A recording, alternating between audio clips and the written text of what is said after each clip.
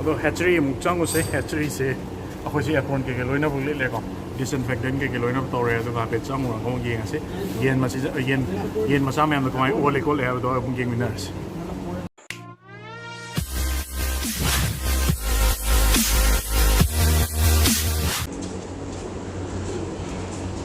ꯍꯦꯆꯔꯤ ꯆꯪꯉꯨꯔꯁꯤ ꯑꯥꯗꯗꯤ ꯐꯥꯔꯃꯔꯁꯤꯡ ꯍꯦꯆꯔꯤ ꯀꯃꯥꯏꯅ ꯇꯧꯔꯦ ꯑꯗꯣ ꯈꯪꯅꯤꯡꯕ ꯂꯩ ꯍꯣꯏ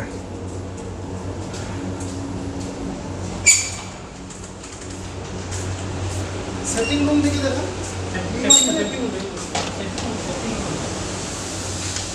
ꯑꯣ एक्सरे सेटिंग तौदोइने हमसे ꯑꯣ सेटिंग तौर से लोड तौदोइने ꯗ ꯃꯦꯆꯤꯟ ꯏꯟꯖꯟ ꯅꯤꯗꯣꯏꯅꯦ ꯌꯦꯔꯨꯝ ꯃꯌꯥꯝꯅ ꯁꯤꯗ ꯂꯩꯔꯦ ꯁꯤꯗꯒꯤ ꯇꯧꯔꯒ ꯃꯔꯨꯝ ꯃꯌꯥꯝꯁꯤ ꯂꯧꯊꯣꯛꯑꯒ ꯑꯁꯤꯒꯤ ꯇ꯭ꯔꯦꯁꯤꯗ ꯂꯣꯏ ꯍꯥꯞꯄꯛꯀꯗꯣꯏꯅꯦꯕꯀꯣ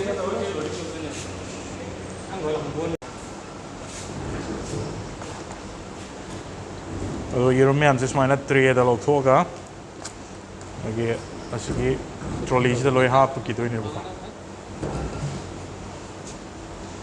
ꯑꯗꯣ ꯁꯤ ꯕꯣꯏꯂꯔ ꯃꯔꯨꯝ ꯅꯠꯇꯕ꯭ꯔꯥ ꯁꯤꯗ ꯕꯣꯏꯂꯔ ꯃꯔꯨꯝ ꯑꯗꯨ ꯀꯂꯔꯁꯦ ꯁꯨꯃꯥꯏꯅ ꯇꯧꯔꯤꯁꯤ ꯀꯩꯒꯤꯅꯣ ꯑꯩꯈꯣꯏ ꯃꯁꯥꯒꯤꯅꯤ ꯁꯤꯗꯤ ꯀꯩꯁꯨ ꯍꯥꯏꯗꯤ ꯑꯩꯈꯣꯏ ꯆꯥꯅꯕꯗꯨꯗꯤ ꯉꯧꯔ ꯂꯥꯛꯏꯗꯅ ꯁꯤꯅ ꯉꯧꯗꯦ ꯑꯣ ꯑꯗꯩ ꯉꯧꯔ ꯂꯥꯛꯄꯗꯨꯅ ꯑꯃꯨꯛ ꯀꯩꯅꯣ ꯇꯧ ꯌꯥꯗꯕ꯭ꯔꯥ ꯇꯦꯕꯜ ꯑꯦꯛꯅꯤꯗꯨꯅ ꯑꯗꯨ ꯑꯣꯜꯂꯣꯏ ꯑꯗꯨꯗꯤ ꯑꯣꯜꯂꯣꯏꯕ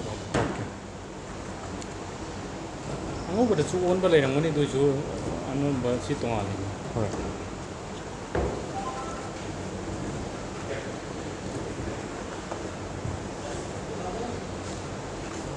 ꯑꯗꯣ ꯃꯌꯥꯝꯅ ꯈꯪꯕꯤꯒꯗꯧꯕ ꯑꯃꯅ ꯌꯦꯔꯨꯝꯒꯤ ꯀꯂꯔꯁꯦ ꯍꯥꯏꯐꯦꯠ ꯌꯦꯡꯕꯤꯌꯨ ꯁꯤꯁꯨ ꯕ꯭ꯔꯣꯏꯂꯔ ꯃꯔꯨꯝꯅꯤ ꯑꯗꯣ ꯑꯩꯈꯣꯏꯅ ꯗꯨꯀꯥꯟꯗ ꯐꯪꯉꯤꯕ ꯕ꯭ꯔꯣꯏꯂꯔ ꯃꯔꯨꯝ ꯑꯉꯧꯕꯗꯣ ꯑꯗꯨ ꯅꯠꯇꯦꯀꯣ ꯁꯤꯒꯤꯁꯦ ꯑꯉꯧꯕꯁꯦ ꯃꯣꯏꯅ ꯃꯆꯥ ꯑꯣꯟꯕꯁꯦ ꯑꯣꯟꯗꯦ ꯍꯥꯏ ꯌꯥꯝꯅ ꯑꯣꯟꯒꯟꯗꯦ ꯍꯥꯏꯀꯣ ꯑꯗꯣ ꯁꯤꯒꯤ ꯀꯂꯔꯁꯤꯗꯤ ꯑꯩꯈꯣꯏ ꯃꯩꯇꯩ ꯃꯔꯨꯝꯒꯤ ꯑꯉꯥꯡꯕꯗꯣ ꯑꯗꯨꯃꯥꯏꯅ ꯇꯧꯋꯦ ꯁꯤ ꯀꯂꯔꯁꯦ 50 ꯒ꯭ꯔꯥꯝꯃꯨꯛ ꯂꯩꯌꯦꯕ ꯁꯤꯁꯦ ꯑꯣ ꯑꯗꯣ ꯌꯦꯟ ꯃꯆꯥ ꯑꯣꯟꯕ ꯑꯃꯨꯛ ꯁꯤꯒꯤ ꯃꯌꯥꯝꯁꯦ ꯏꯟꯀꯨꯕꯦꯇꯔ ꯉꯥꯛꯇꯅꯤ ꯑꯥꯗ ꯄꯨꯔꯥ ꯁꯥꯡꯉꯤꯁꯦ ꯁꯤ ꯏꯟꯀꯨꯕꯦꯇꯔ ꯉꯥꯛꯇꯅꯤ ꯑꯗꯣ ꯏꯟꯀꯨꯕꯦꯇꯔ ꯁꯤꯗꯩꯗ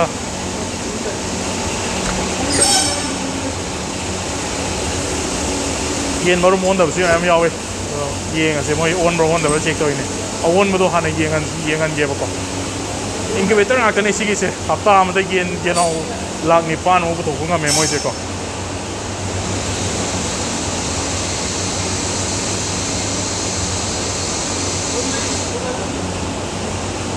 ꯑꯗꯣ ꯀ꯭ꯋꯥꯂꯤꯇꯤ ꯂꯩꯕ ꯕ꯭ꯔꯣꯏꯂꯔꯒꯤ ꯃꯆꯥ ꯄꯥꯝꯕꯤꯔꯒꯗꯤ ꯑꯗꯨꯝ ꯁꯤꯗꯒꯤ ꯑꯗꯨꯝ ꯕꯜꯛꯇ ꯑꯣꯔꯗꯔ ꯇꯧꯕꯤꯕ ꯌꯥꯒꯅꯤꯀꯣ sida tammi myansi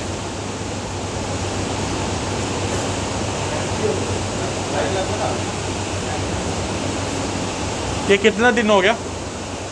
वो तो अलग अलग है ओके और मैं नुमित से माना देश से थमिस 18 दिन रहता है 18 दिन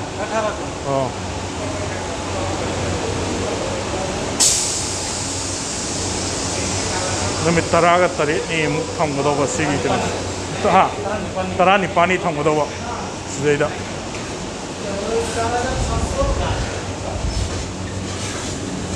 मैं यहाँ सेंगे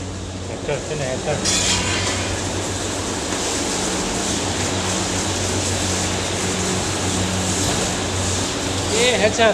अभी पीछे रनिंग हजिक मचा ओन हौरे तम तम ओनदबसु यावरी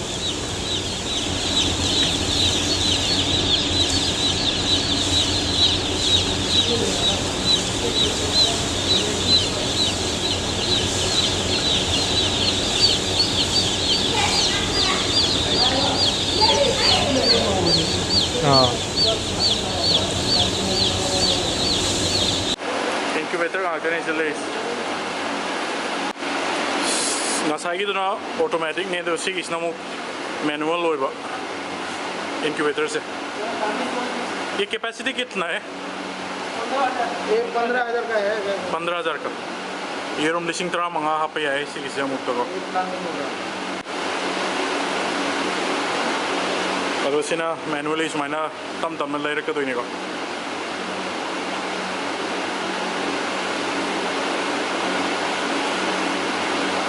ये मैनुअली हाथ से करना पड़ता है ऑटो है contact photo से 1 hour เนี่ยนะที่adjust ไม่ adjust ที่ adjust ตัวได้ไหมเนี่ย อ๋อ ที่ตัว automatic เนี่ยป่ะ โอเคโอเค มันจะตัวเต็ม automatic อ๋อ ที่นะที่ temperature adjust ตัวเนี่ย semi semi auto ตัวนี้บ่ผมมากี่ switch มาอย่างสินะมัน manually ตัวบ่ก็ manually ตัว adjust အမှု adjust ตัวမှဒီမိုင်းလုံးလိုက်ကြတယ်မှာ ဟုတ် အားလုံးကစနေ automatic control လုပ်နေတယ် ဟုတ်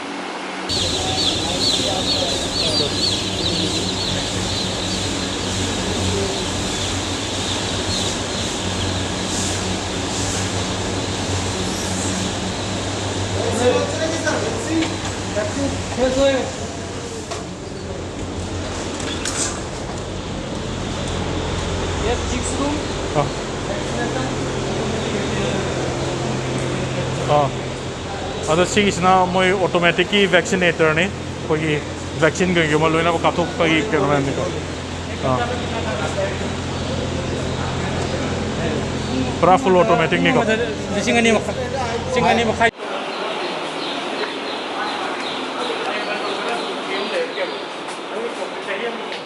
ये कौन सा रूम वैक्सीन प्रिपरेशन तो वैक्सीन का प्रिपरेशन का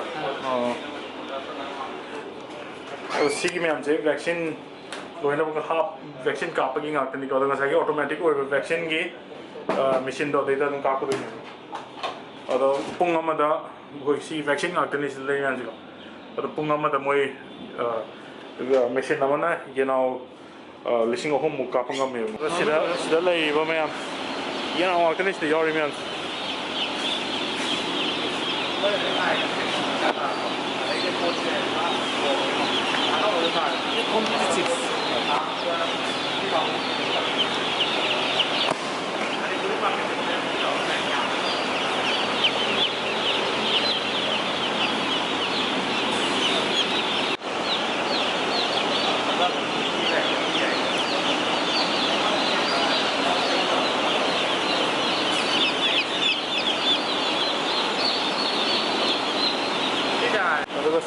सिगिसना मोगी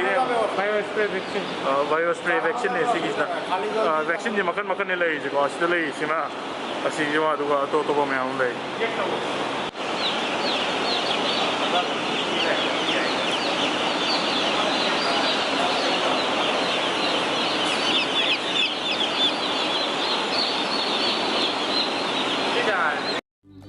Ngasisu kau balai te Pukning nung shira bathong